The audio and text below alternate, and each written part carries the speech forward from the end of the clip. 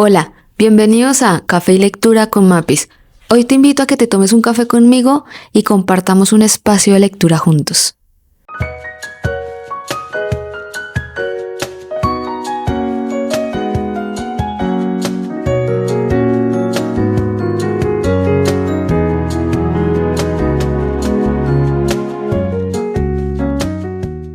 Hoy quiero empezar con un libro muy especial que se llama Días sin ti, de la maravillosa Elvira Sastre, por supuesto.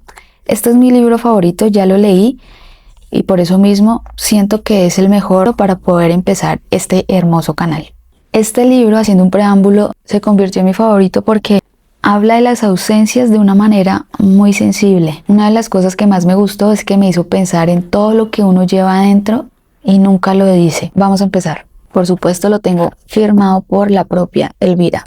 Día 0. En el mundo hay un hueco para cada persona. Cuando dos personas se enamoran, se vuelven una. El lugar que ocupan pasa a ser solo uno, y en él cabe el universo. Por el contrario, cuando alguien falta, su espacio se vuelve un agujero inmenso y aterrador para quien lo contempla. Lo llaman ausencia. A veces son ausencias elegidas y otras veces involuntarias. Pero nada da más miedo que ese vacío. Intentamos pasar de puntillas sobre él, disimularlo con otros cuerpos que no consiguen llenarlo, adornarlo con flores que terminan marchitándose. Sin embargo, lo más curioso de todo esto es que no nos damos cuenta de que el olvido es una trampa, un mecanismo de autodefensa, la salida más fácil, un mal homenaje. No debemos forzar el olvido de quien una vez nos cedió su sitio, sino aprender a volver a ese lugar sin angustia e intentar regresar ilesos. Volver, si acaso, con una pizca de tristeza que celebre aquella felicidad tan lejana. Aprender esto y ponerlo en práctica requiere tiempo, distancia y ganas. Yo solo sé que donde estaba ella, yo ya no cabía, por más que me aferrara a su mano e intentara esconderme entre su cabello. No había hueco para mí, y salir de aquel lugar fue una lucha contra mi propio cuerpo que, finalmente, me dio más fuerza de la que me había arrebatado. Hoy he vuelto al mismo sitio de siempre por primera vez, pero nada es igual. Día 1 sin ti. Te echo tanto de menos que en mi reloj aún es ayer. Dora.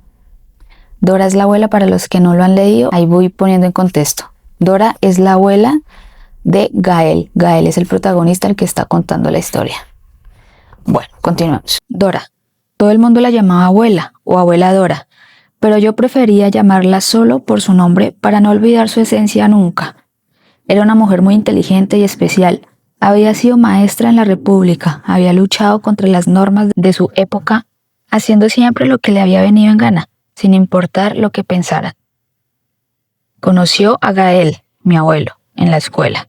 Él era uno de sus alumnos y nada más conocerse se enamoraron perdidamente. Tras algunos encuentros a escondidas, ella dejó las clases para evitar represalias y continuaron su noviazgo en otro pueblo, donde consiguió trabajo en un colegio. Se casaron y quedó embarazada. Dora perdió a mi abuelo poco después de tener a mi padre y nunca volvió a tener una relación seria con ningún hombre. Guardaba su foto con recelo y cuidado, como si fuera la única prueba de una vida no resuelta. Dora, que no pasaba del 1,50 m, consiguió alcanzar los 90 años con una entereza envidiable. Solía peinarse el pelo canoso con horquillas de niña pequeña y coleccionaba piedras de todos los lugares en los que había estado.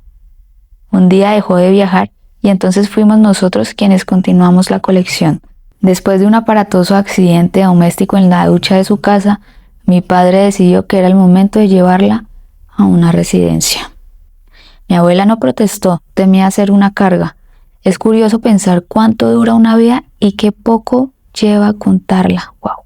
Supongo que cuantas más cosas hay que decir, menos personas quedan para escucharte. Wow, qué fuerte, qué fuerte. La voz de Dora era aguda aunque calmada. Mi abuela hablaba sin descanso, pero sin prisa, con los ojos siempre fijos en otro lugar al que nunca pudimos llegar. Sin embargo, lo que no perdió nunca fue la sonrisa, la suavidad de las manos y esa rebeldía en la mirada. A pesar de que nunca soltó la cuerda que le ataba a mi abuelo, Dora fue una mujer adelantada a su época, al contrario que muchos mayores que viven anclados en el pasado porque es donde se sienten a salvo. Aplicaba su experiencia al presente de los demás.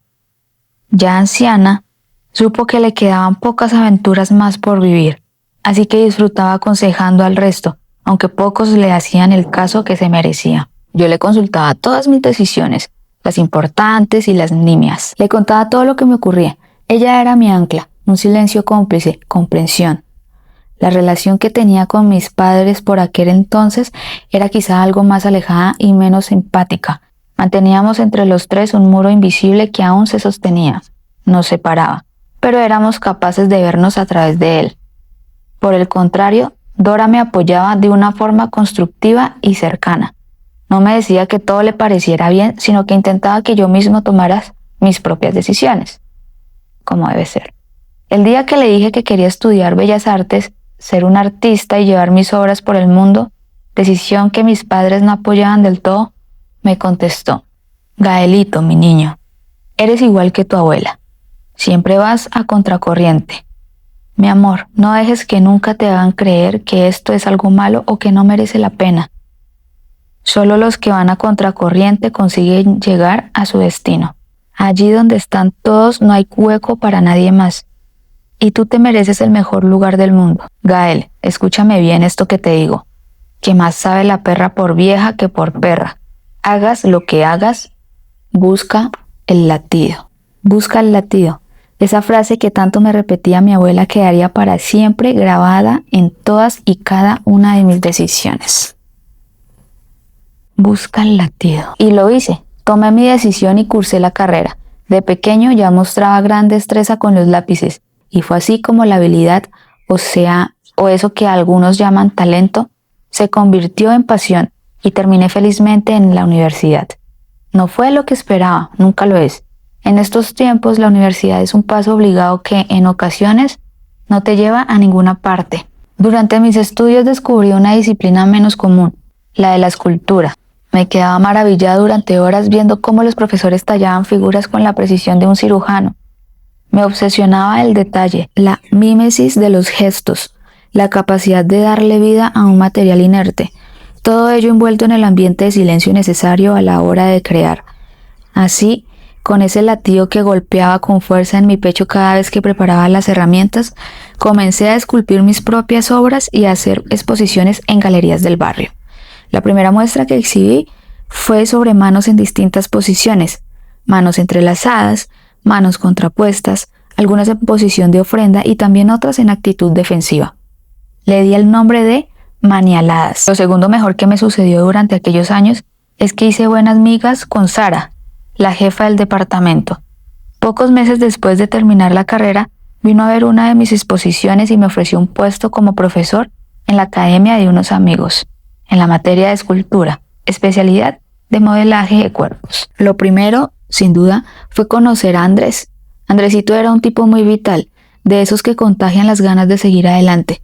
En la facultad nos hicimos muy amigos y compartimos aprobados y suspensos entre charlas y cervezas. Algunos días no íbamos a clase y nos perdíamos dando vueltas por Madrid,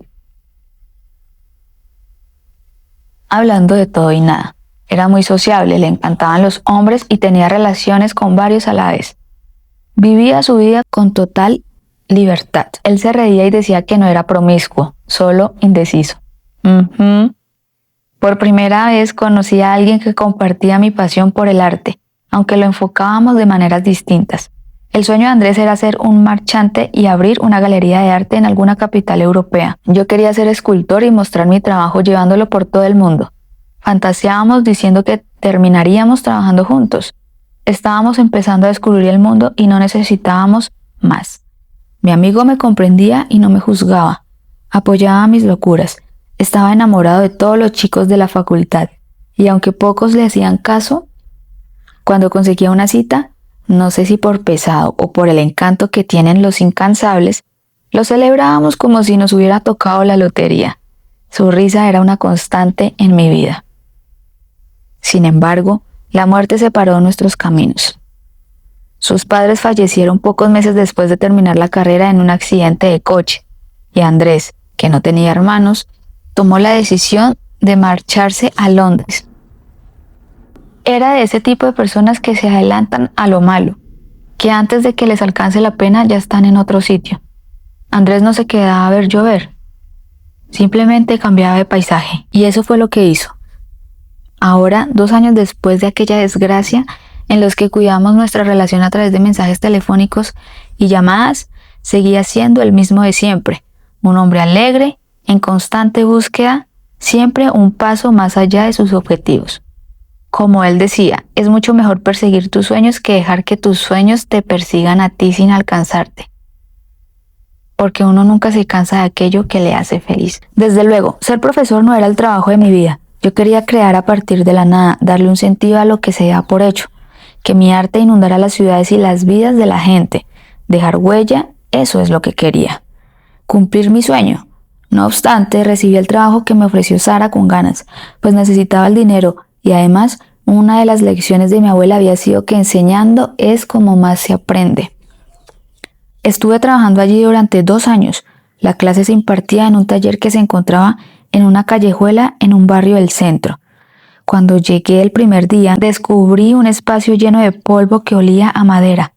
Era pequeño y estaba desordenado. Al parecer, el profesor que había dado clase el año anterior había dejado allí todo el material. Herramientas y piezas sin completar. El suelo crujía con cada paso y las paredes, llenas de cuadros, estaban construidas con ladrillos anaranjados. Unas cuantas figuras a medio terminar, algunos lienzos y un par de mesas de gran longitud ocupaban la mitad de la sala. Había 2 ventanales que daban a la calle e iluminaban el estudio con una luz dorada que transmitía, en medio de tanto desorden, una calma agradable. Por detrás de las mesas se vislumbraba la parte final del taller, amplia, despejada, con unos cuantos taburetes altos y un biombo para los cambios de vestuario del modelo. Sobre la pared descansaban, colgadas de un perchero, numerosas batas blancas y una escalera que daba acceso a un altillo. El primer año fue de aprendizaje. Pasar de ser alumno a ser profesor no es tan sencillo.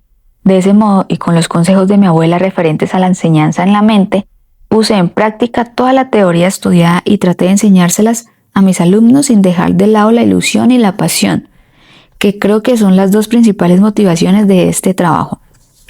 Es importante que los estudiantes no pierdan de vista esos detalles cuando están trabajando en algo que les entusiasma. El segundo año cambiaría mi vida. Ya sabemos por qué, no les voy a spoilear. Con algo más de experiencia, sobre todo en lo que se refiere al trato con jóvenes, afronté el curso con ganas y el deseo de conseguir buenos resultados entre todos. Veníamos de trabajar los rostros y las expresiones, así que para el segundo curso se me ocurrió la idea de esculpir una figura humana. Dejé mi material sobre una de las mesas y poco después entraron los alumnos. No superaban la media docena y tras saludarnos fueron tomando asientos sin dejar de charlar entre ellos. Lo cierto es que la cercanía de edad, ellos estaban en los 20 y picos y yo me aproximaba a los 30, había ayudado a romper ese bloque de hielo que separa más que acerca al profesor del alumno. El primer día se creó una buena sintonía entre todos y les expliqué brevemente los contenidos de la asignatura en el nuevo curso, así como el objetivo de esculpir una figura humana. Les pregunté uno por uno por qué se habían apuntado a esa clase, sus motivaciones con la escultura y las bellas artes, y después de contarles las mías, los despedí hasta nuestra siguiente sesión y me quedé preparando el material. Ay no, ya se acerca.